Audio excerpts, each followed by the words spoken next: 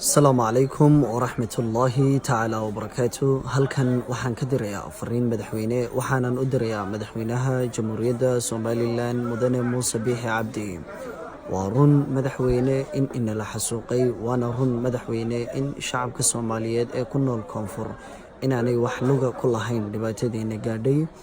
Waana run madaxweyne xukuumaddan Soomaaliya ee maanta talada haysa ee nabad iyo nolol inay garowshiya ka bixisay wixii xukuumaddii Soomaaliya magaceeda huwaneed ee wakhtigaas ay geysatay 1991kii ama inoo geysatay. Waana run madaxweyne in maanta jiilka ummadda Soomaaliyeed uu u baahan yahay isbeddel. Waana run madaxweyne in ummaddaada hogaamiso aan ka midka ahay ee maanta dhashay 1991kii wixii ka dambeeyay ay u baahan yihiin isbeddel nololeed. Waa run madaxweyne inaynu intaaba nabad iyo horumar aynu ku soo noolayn. Waana run madaxweyne inuu dalku horumar gaadhay shakhsiyan ama personally. Waana run madaxweyne maalin walba inteena wax haysata iyo inta aan waxba haysan inay sii kala badanayso oo sii kala siyaadayso. Waa run maalin walba inteena danyarta ay markay dhibaato qaran ay dhacdo inay wixii haysteen ay ka lumaan kana baxaan halkaana ay ku dhibaatoobaan.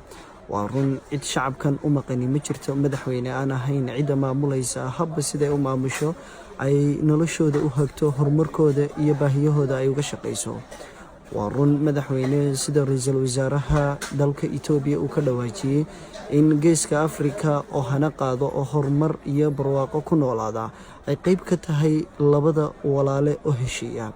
Waa run madaxweyne in maanta kuwa anigu aan ka midka ahay ay u baahan yihiin jiilka ay dhali doonaan inay ku noolaadaan waxa wadaniyadu iyo dowladnimadu ay tahay.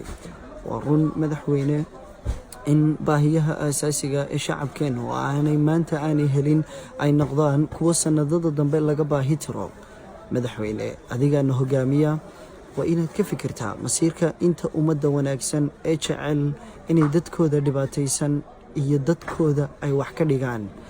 waa inaad madaxweyne garab siisaa ka adigu aad hogaamiso ee maamulkaaga iyo dowladnimadaada iyo horumarka inaad u samayso mar walba jecel. balse waa inaadan madaxweyne aadan garab siin, aadan horgelin ka jecel inuu maalin walba bulshadiisa sii kala fogeeyo, yeelato in gaajoonaysa iyo in isaga ku dabafaysha oo isaga la noqota mashaariic ama la noqota interest ama la noqota kuwa wax la lunsada. waa run madaxweyne inay dhibaatooyinku adduunyadan maanta aynu ku noolahay maalinba maalinta kale ay sii laba jibaarmayaan, laakiin cidda loo baahan yahay inay dhibaatooyinka xal u helaan waa adiga iyo xukuumadda ku horfadhida ee madaxweynaha Farmaajo. run ahaantii maanta caalamka oo dhan ayaa inagu haya indhaha, annaguna indhaha ayaan idinku haynaa haddii aad tihiin kuwiina hogaaminaya madaxweyne. waa xaqiiq cidda aan u baahannahay inay isbeddel u sameeyaan ummadda Soomaaliyeed waa idinka ayaana aakhira iyo ifba helaya naxariis iyo barwaaqo aad ka heshaan ummaddiina, aakhirana aad ilaahay la hortagtaan waxa wanaagsan ee ummaddiina iskugu keenteen iskuna midayseen, ama waxa wanaagsan ee ummaddiina u kala saxiixdeen si ay nolol wanaagsan iyo horumar wanaagsan u kala gaadhaan. madaxweyne allah ku sharfee ha ka soo noqon adoon masiirkayga meel dhigin Jabuuti, ha ka soo noqon madaxweyne adoon ka fikirin ummadda maalin walba oo ay dhibaato dhacdo ku baaba'aysa iyaga oo gaajoonaya, iyaga oo aan haysan biyo, iyaga oo aan caafimaad haysan. waa run madaxweyne maalin walba shacabkeeni waxa uu la qaylinayaa dhibaato dhaqaale oo ah guryahooda mid ka taagan, dhibaato horumar la'aaneed oo ka taagan nafahooda.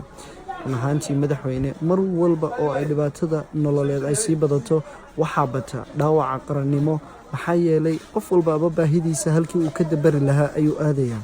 taasina amniga dalka ayay dhibaataysaa.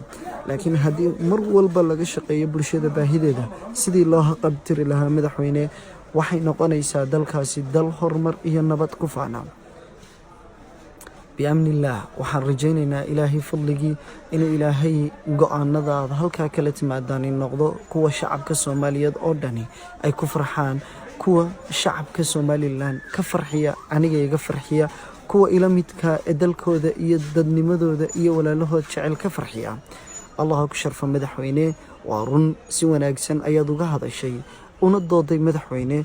waana run madaxweyne inaad halkaa u tagtay masiirkayaga, waana run madaxweyne inaanu masiirkayaga kaa sugayno sidii aad u bedeli lahayd 30 sano ee aynu ahayn kuwa u kala fogaada habba sida ay u kala helayaan ama u kala sadbursanayaan, balse shacabka Somaliland ee qarannimada ku faanaya ay maalinba maalinta ka dambayso ay noqonayaan kuwa kasii daciifa awooddii ay lahaayeen, awooddii nololeed ay lahaayeen, dhibaatooyinkuna mar walba ay sii aafeeyaan noloshooda, horumarkooda, caafimaadkooda iyo horumarka ubadkooda.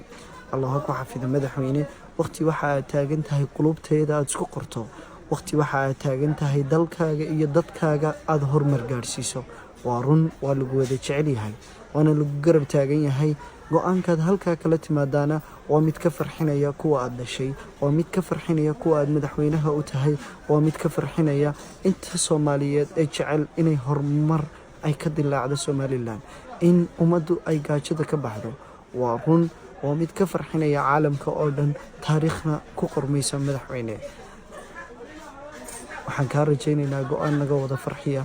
allah ha kaa farxiya madaxweyne. asalaamu calaykum.